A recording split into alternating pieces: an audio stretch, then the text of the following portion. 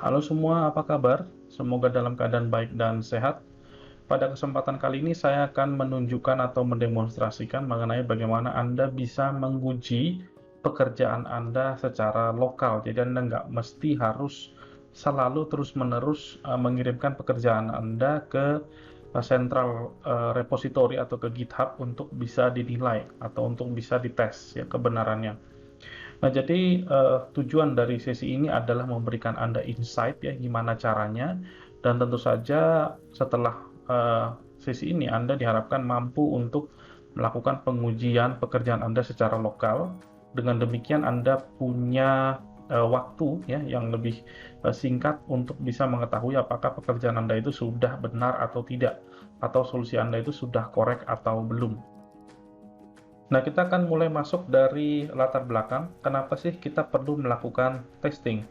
Nah, untuk memahami kenapa kita butuh melakukan testing, kita akan flashback sedikit ke konsep problems and solution.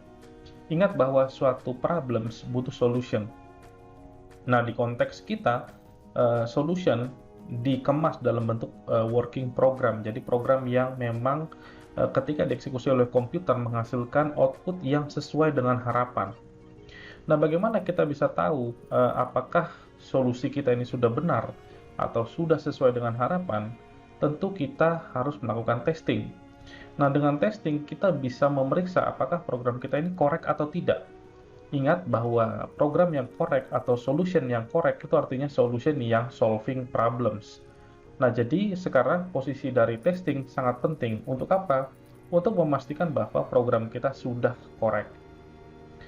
Nah, persoalannya adalah untuk melakukan atau memeriksa apakah program kita sudah korek atau tidak, kita cenderung selalu mengirimkan hasil pekerjaan kita ini ke GitHub repository. Nah, di sana akan diperiksa oleh si GitHub Classroom. Sebenarnya itu sah-sah saja, nggak ada masalah. Cuman tentu ada batasan. Ada dua batasan yang paling obvious atau sangat kelihatan banget ya kalau kita menggunakan GitHub Classroom sebagai tempat untuk ngetes. Yang pertama adalah kita tergantung pada koneksi internet ya, padahal kadang-kadang koneksi kita tidak terlalu baik. Jadi sebaiknya Anda melakukan pengujian terlebih dahulu locally. Kalau Anda sudah yakin, baru Anda submit ke GitHub repository. Nah, kemudian yang kedua adalah text time ya. Jadi tentu saja butuh waktu karena Anda harus push, kemudian Anda harus tunggu si GitHub Classroom itu memeriksa atau melakukan grading, lalu memberikan output kepada Anda sebagai hasilnya, apakah Anda sudah benar atau belum, contreng atau silang, kan gitu ya. Nah, sekarang ada nggak cara yang lebih efisien untuk melakukan testing? Ya, bisa ya, ada. Kita akan lakukan testing secara lokal, jadi Anda tes dulu locally. Tentu di sini saya akan menunjukkan teknik untuk melakukan testing secara efisien ya. Jadi Anda nggak perlu ngetik-ngetik ulang input ya. Tidak perlu ngetik-ngetik ulang input. Anda cukup uh, me menyusun inputnya satu kali dan Anda bisa menggunakannya berkali-kali. Nah, kita akan menggunakan konsep stream ya. Untuk melakukan testing secara efisien, kita akan menerapkan atau mengaplikasikan konsep stream. Jadi Anda barangkali masih ingat ya, dan kita sudah pernah mendiskusikannya bahwa sebuah program itu by default ketika dieksekusi itu punya 3 buah stream. Stream yang pertama namanya standard input, stream kedua namanya standard output, dan stream ketiga namanya standard error. Standard input adalah stream yang dari mana si program akan membaca input. Standard output adalah kemana program akan menulis output. Lalu standard error adalah kemana si program akan menulis kalau ada error. Ya, jadi 3 stream. Teknik yang akan kita implementasikan atau aplikasikan di sini adalah melakukan stream redirection. Jadi 2 buah stream yang akan kita ubah sumber dan tujuannya adalah input stream dan output stream.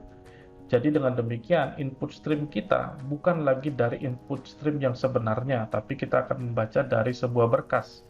Demikian juga dengan output stream, kita tidak akan menggunakan output stream yang default, tapi kita akan kirimkan kita akan gantikan output stream dengan berkas. Jadi kita menggantikan ya, kita redirect ya, kita belokkan gitu ya kira-kira.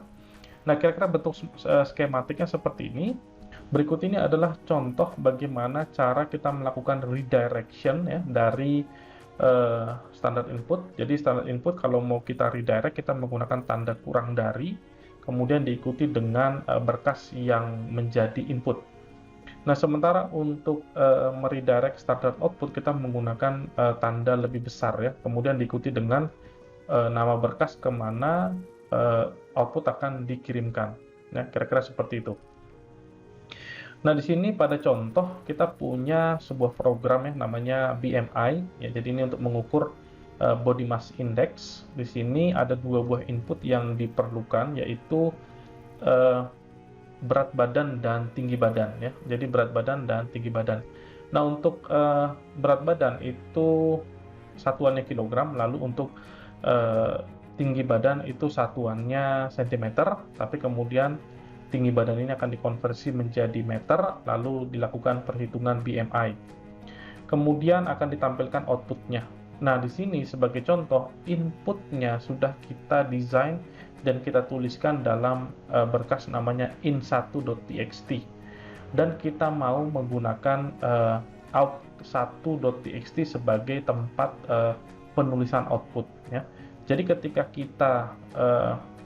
kita eksekusi si program, itu kita tambahkan redirection untuk standar input dan redirection untuk standar output. Nah, kita akan coba mendemonstrasikan sebentar ya. Nah, berikut ini adalah source code dari BMI ya, program BMI kita. Di sini bmi.c nama berkasnya. Lalu di sini dia akan membaca dua buah masukan ya, jadi berat badan dan tinggi badan. Lalu kita siapkan berkas in1.txt, ini adalah input nanti yang akan diberikan kepada program. Jadi nanti standar input akan menggunakan ini ya, berkas ini. Sementara untuk output kita menggunakan out1.txt, di sini masih kosong ya. Nah, kita akan coba melakukan terlebih dahulu kompilasi, lalu kita akan lakukan redirection ya.